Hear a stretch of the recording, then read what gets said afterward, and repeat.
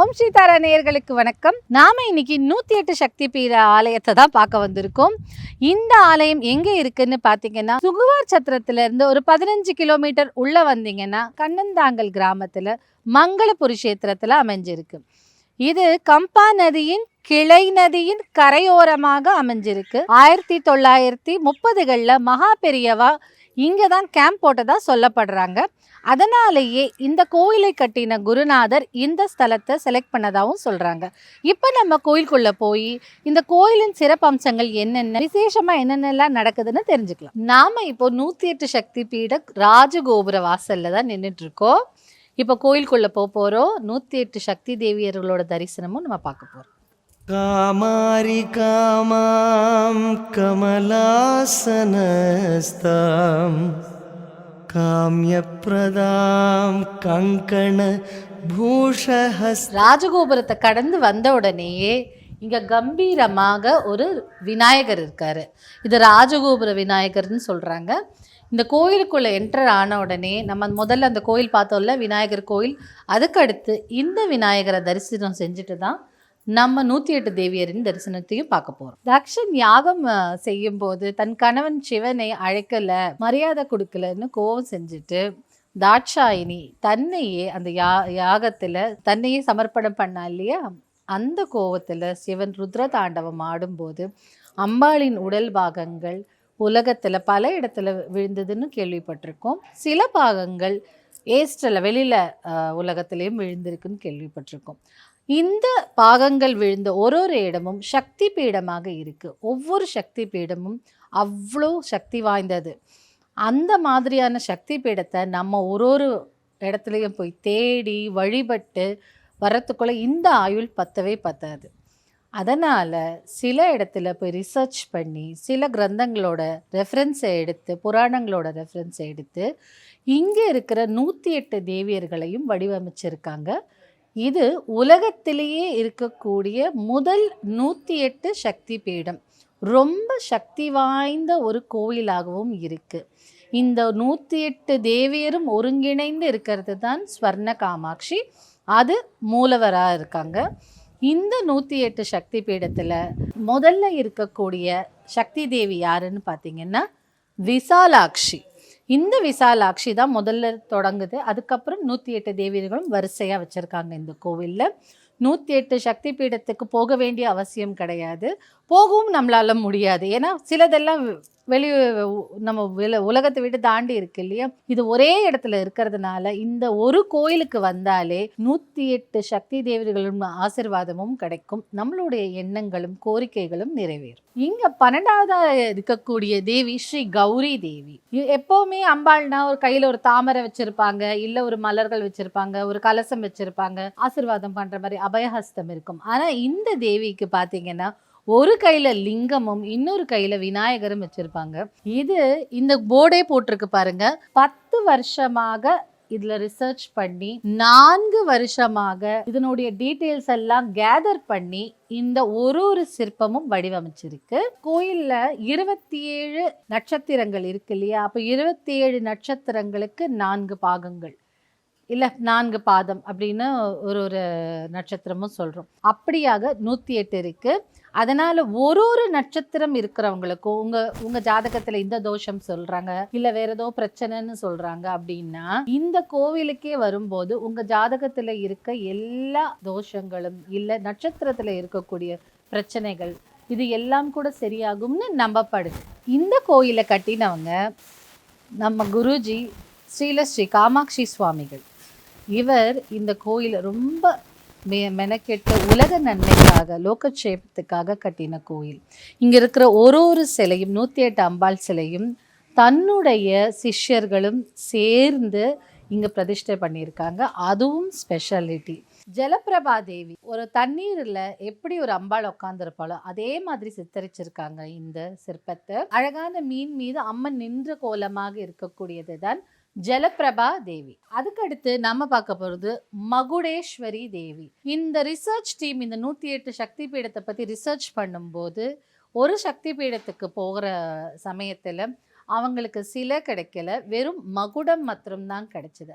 அதை வச்சு மகுடேஸ்வரி தேவி அப்படின்ற ஒரு சிற்பத்தை வடிவச்சிருக்காங்க. இங்கே வந்து இந்த மகுடேஸ்வரி தேவிக்கு உடல் கிடையாது, வெறும் தலையும் அதனுடைய மகுடம் மட்டும்தான் இருக்கு. இந்த 108 தேவியர்களிலே எனக்கு ரொம்ப ஸ்பெஷல் பிடித்தமான தேவி யாருன்னு பார்த்தீங்கன்னா நந்தினி தேவி.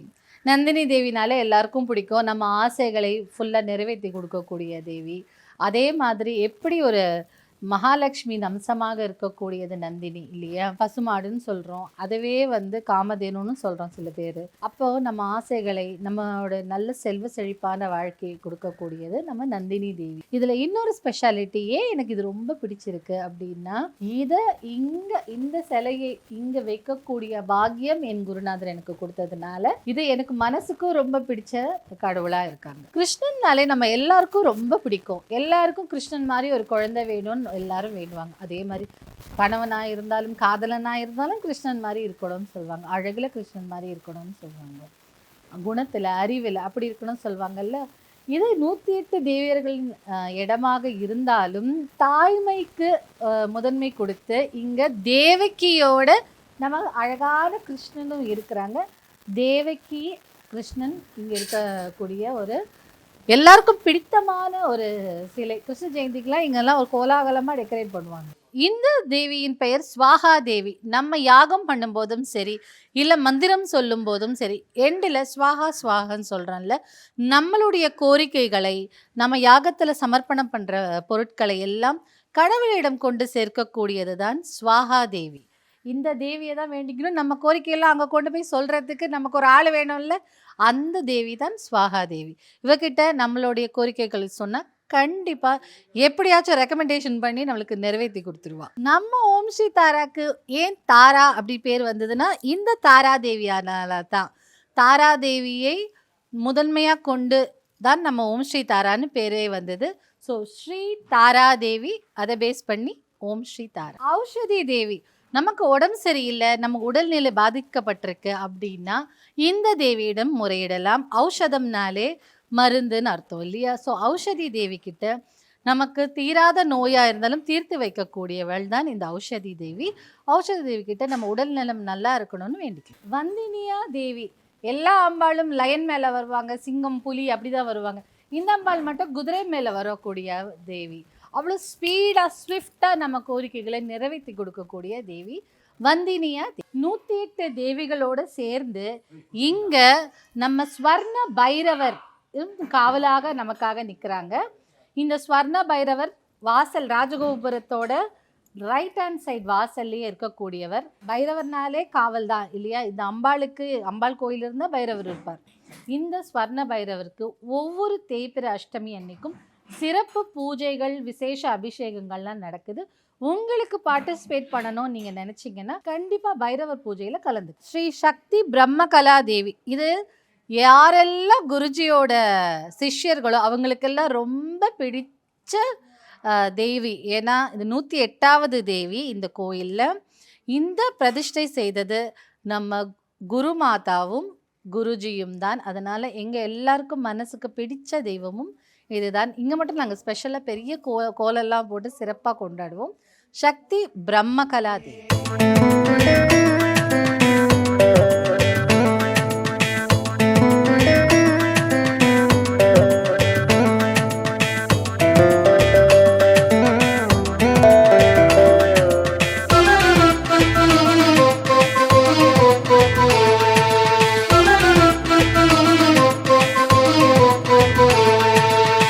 கருணையின் கடலே காமாட்சி சுவாமிகள், காமாட்சி சுவாமிகள், காப்பதில் உனை போல் யாருமே இல்லையா, யாருமே இல்லையா. கருணையின் கடலே காமாட்சி சுவாமிகள், காமாட்சி சுவாமிகள், காப்பதில் உனை போல் யாருமே இல்லையா, யாருமே இல்லையா. சார், இது 108 சக்தி பீடம் சொர்ண காமாட்சி அம்மன் கோவில். இந்த கோவிலுக்கு வந்து நிறைய வெளியூரில் மக்கள்லாம் நிறைய வராங்க. இந்த கோவில் வந்து நம்ம குருஜி ஐயா தான் தொடங்கி வச்சு இது பண்ணார். இந்த கோவில் என்னன்னா வந்து ஜனங்களுக்கு வந்து நிறைய இதில் ஒரு வெளியில் ஒரு போர்டு இருக்குது, அந்த போர்டு ஒரு மந்திரம் இருக்குது. அந்த மந்திரம் சொல்லி ஃபஸ்ட்டு ஒரு முறை 3 முறை சுற்றி வரணும். ரெண்டாவது செகண்டு 27 முறை சுற்றி வந்தாச்சு அவங்களுக்கு வேண்டிய வரம் அவங்களுக்கு கண்டிப்பாக கிடைக்குது. அந்த அம்பாளுடைய அருள் கிடைக்குது. அதனால் ஜனங்கள் நம்பி நிறைய பேர் அம்பாள் பார்க்க வராங்க. அது 2014 உள்ள அம்பாள் கல்லாலே கட்டி கும்பாபிஷேகம் பண்ணாங்க. இப்போது அப்புறம் அதுமாதிரி விட்டு 108 அம்பாள் கட்டி 2019 கும்பாபிஷேகம் பண்ணாங்க. இந்த கோவில் நல்லா ஃபேமஸாக நல்லா ஆயிடுச்சு. நல்லா நிறைய கூட்டம் நிறைய வருது. வந்து இப்போதைக்கு இங்கே வந்து கோசாலை இருக்குது, யாகசாலை இருக்குது, போஜனாலயம் இருக்குது. ஜனங்களுக்கு வந்து காலம்பரை வரவங்களுக்கு டிஃபன் கிடைக்குது. 8:30 மணிலேருந்து 11:30 மணிக்கு டிஃபன் கிடைக்குது. 12 மணிலேருந்து 1 மணிக்கு சாப்பாடு, மதியம் சாப்பாடு. ஈவினிங் டைமில் 4 மணிக்கு ஓப்பன் ஆச்சுன்னா பிரசாதம் நாங்கள் எல்லோரும் வர ஜனங்களுக்கு எவ்வளோ பேர் வந்தாலும் நாங்கள் ரெடி பண்ணி பிரசாதம் கொடுப்போம். ஜனங்கள் சாப்பிட்டு போவாங்க. இங்கே எந்த சாப்பாட்டுக்கு எந்த பிரச்சனையும் கிடையாது. வரவங்களுக்கெல்லாம் அந்த அளவுலாம் இருக்குது. இது வேறு சொல்ல போனோன்னா நம்ம பௌர்ணமின்னு ஒன்று வரும். மாதத்தில் ஒரு நாள் பௌர்ணமி வரும். அது 1008 விளக்கு ஏற்றி அம்பாள் ஊஞ்சல் சேவை பண்ணி நல்லா அலங்காரம் பண்ணி பண்ணுவோம். நல்லா அழகாக சூப்பராக நல்லாயிருக்கும். மாதத்தில் ஒரு நாள் பௌர்ணமி. மீதி போனால் நம்ம நவராத்திரி 2 நவராத்திரி வரும். சாரதா நவராத்திரி, வசந்த நவராத்திரி 2 வரும். அந்த நவராத்திரி டைமில் அம்பாளுக்கு 10 நாள் நல்லா விசேஷமாக நல்லா செஞ்சு பூஜை பண்ணி நல்லா அலங்காரம் பண்ணி நல்லா பண்ணுவாங்க.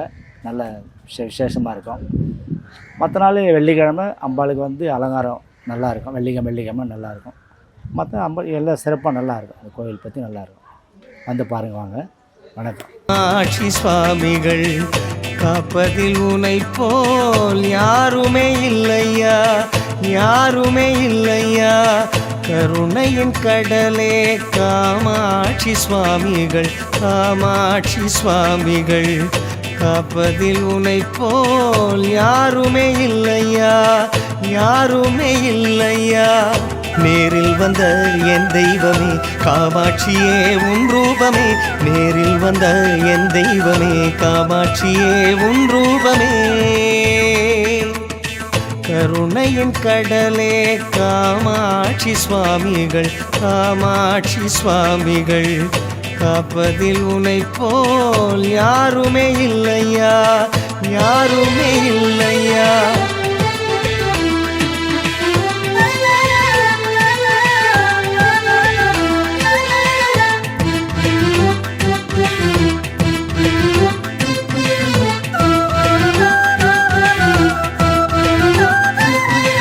வாழ்த்திட வயதில்லை வணங்கிடுவேன், போற்றாத நாளில்லை பரம்பொருளே.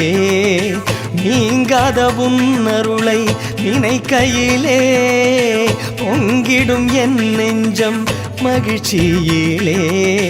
கோடிகள் கேட்டாலும் வழங்கிடும் வள்ளலே, அன்புடன் நீயும் கொடுத்தாயே என் திருகண்ணலே.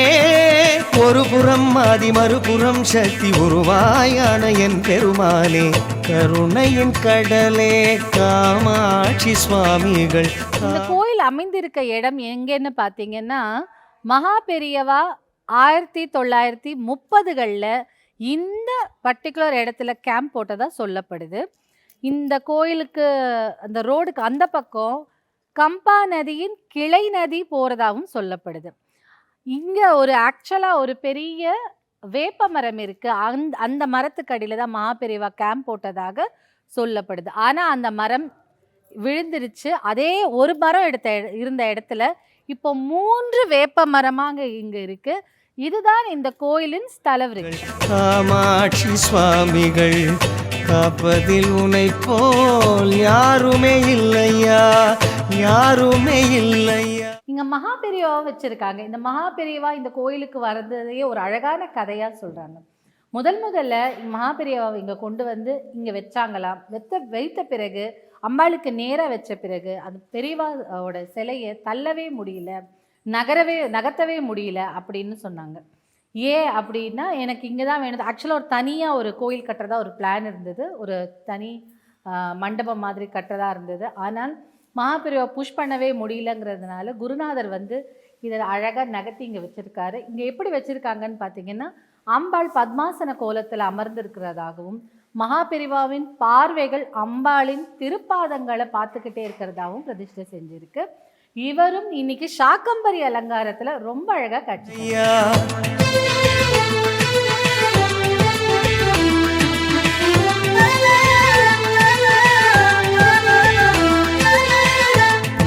இன்னைக்கு நவராத்திரி மகோத்சவமான 6வது நாள்.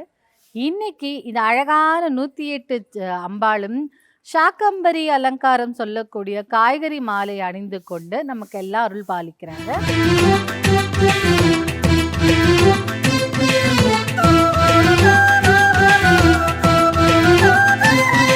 காலையில் ஒளி வீசும் கதிரவன் போ. இந்த கோயில்ல பல வருஷமா வேலை செஞ்சுட்டு இருக்க நம்ம மோகனாமா கிட்ட பேசி இந்த கோயில்ல எவ்வளவு நாளா இருக்காங்க, இங்க என்ன குருஜியை பத்தியும் இந்த அம்பாளை பத்தியும் லைட்டா அவங்களுடைய ஒப்பீனியனை கேட்டு தெரிஞ்சுக்கலாம். நாங்க பேசு. எங்கள் சாமி மாரி யாரும் இல்லைம்மா.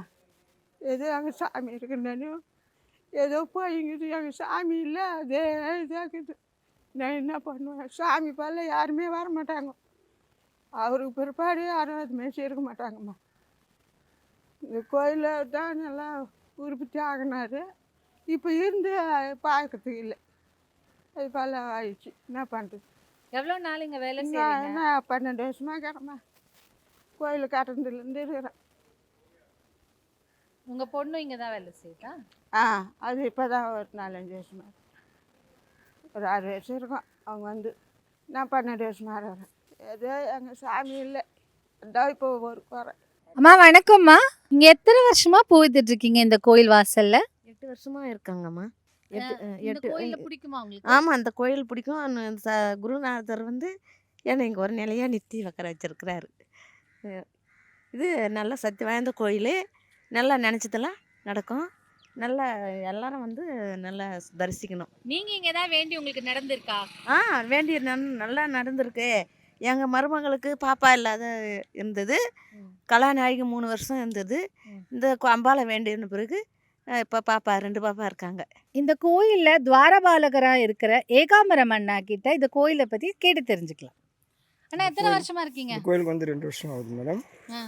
இங்கே வந்து என்ன சொல்ல போனால் 108 அம்மன் தரிசிக்கிட்டு தான் நல்லா ஒரு இது பலன் கிடைக்கும்.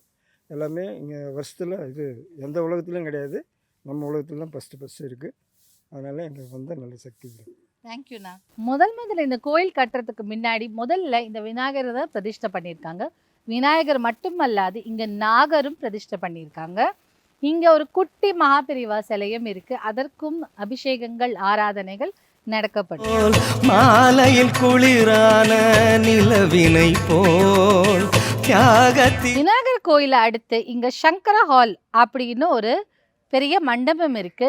இங்க இந்த கிராமத்துல இருக்கிறவங்களும் சரி, குருநாதரை ஃபாலோ பண்றவங்களும் சரி, இங்க திருமணம், விழாக்கள், இல்லை ப்ரோக்ராம்ஸ், டான்ஸ், கல்ச்சுரல் ப்ரோக்ராம்ஸ் எல்லாமே நடக்குது. 60ஆம் கல்யாணம், 80ஆம் கல்யாணம், காது குத்தல், இந்த மாதிரியான பூணல் போடுறது, இந்த மாதிரியான எல்லா விசேஷங்களுக்கும் அம்பாள் அருளால் இந்த மண்டபத்திலேயே நிறைய பேர் நடத்துகிறாங்க. கிராம மக்களுக்கு இங்கே நடக்கிற கல்யாணங்கள் அதுக்காக மண்டபம் எல்லாமே ஃப்ரீயாக தான் கொடுக்கப்படுது.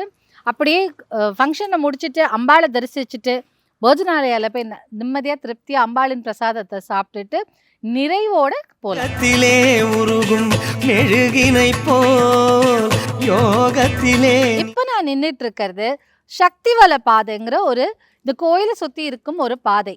இந்த பாதையில் ஜென்ரலாக நம்மளுடைய ஆசைகள், கோரிக்கைகளை அம்பாள் கிட்ட முதல்ல முறையிட்டுட்டு அதன் பிறகு இந்த சக்திவல பாதையில் ஓம் ஐம் ஹ்ரீம் ஸ்ரீம் ஸ்ரீ ஸ்வர்ண காமாட்சியை நமகன்னு சொல்லிட்டு மந்திரத்தை சாண்ட் பண்ணிக்கிட்டே 3 வலம் வரணும், 3 சுற்று சுற்றணும்.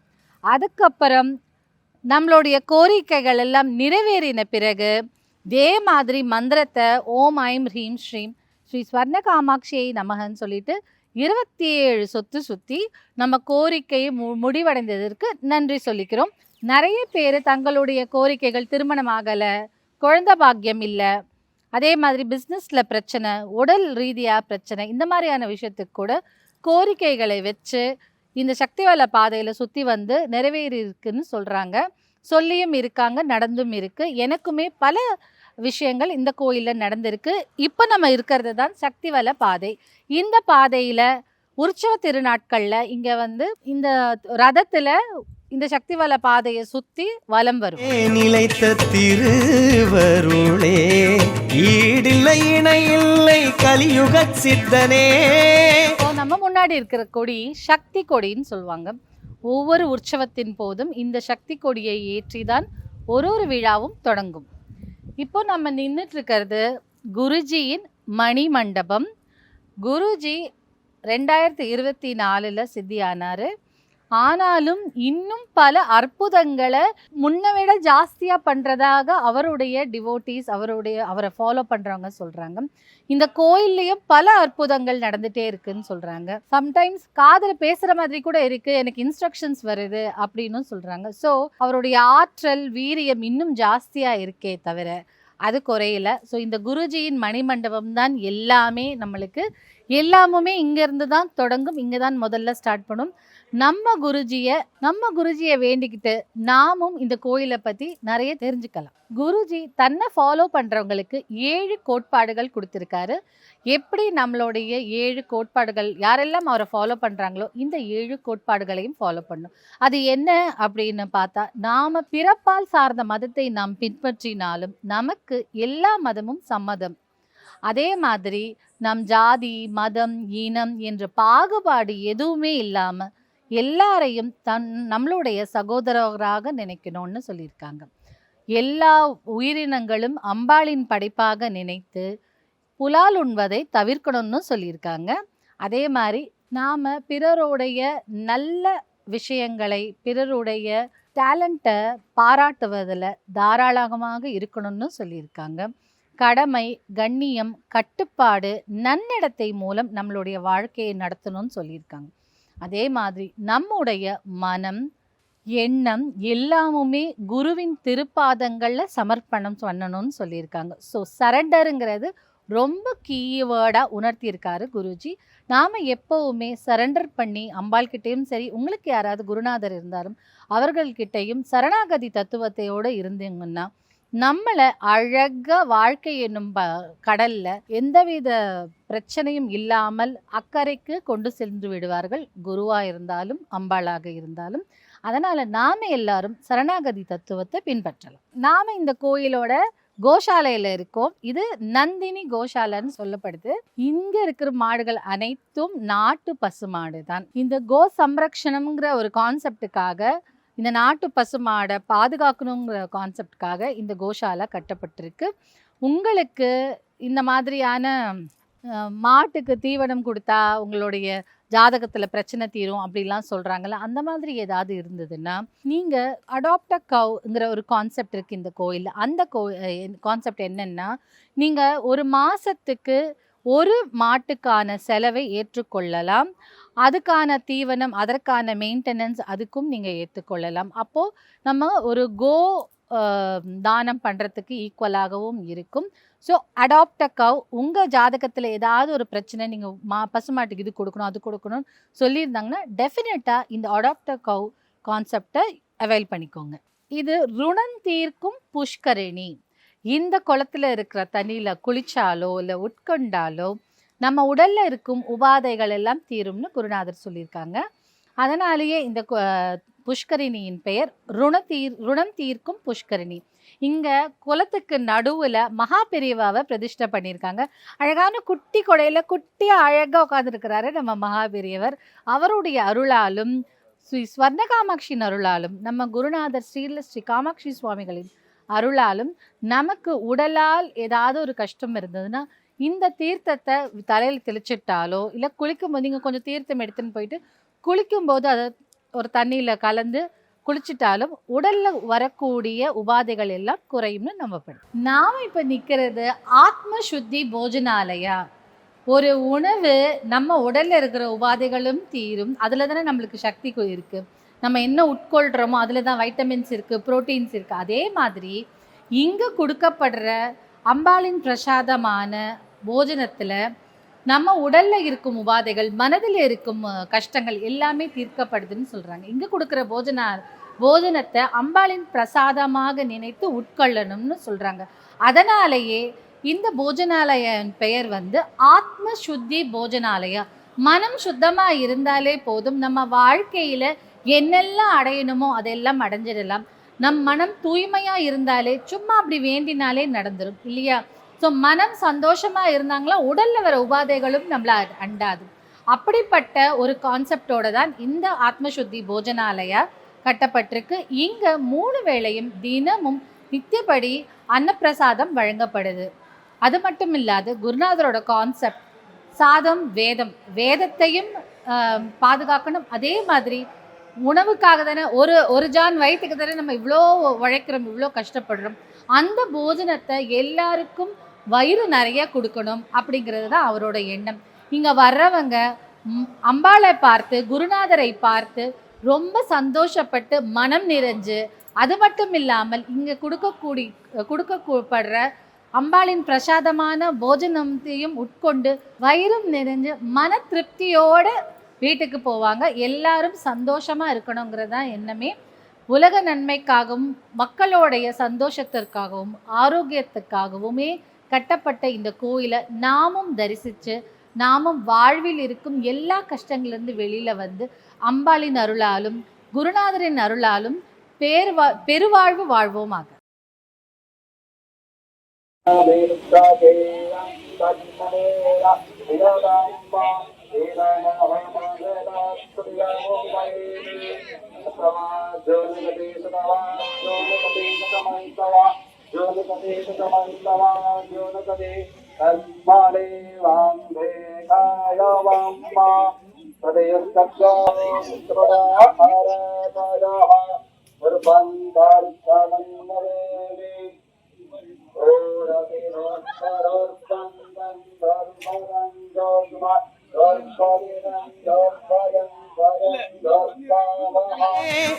உமையவள் போல் வந்தாய் உன் புகழ் வாழ்கவே. இதயத்தில் கோயில் குடிகொண்ட தெய்வம் நவயுகம் கண்ட என் பெருமானே. கருணையின் கடலே காமாட்சி சுவாமிகள், காமாட்சி சுவாமிகள்.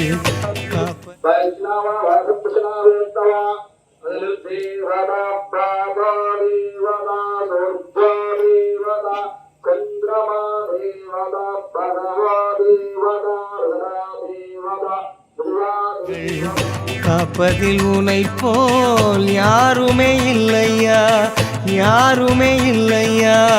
கருணையின் கடலே காமாட்சி சுவாமிகள், காமாட்சி சுவாமிகள். காப்பதில் உனை போல் யாருமே இல்லையா, யாருமே இல்லையா. நேரில் வந்த என் தெய்வமே காமாட்சியே.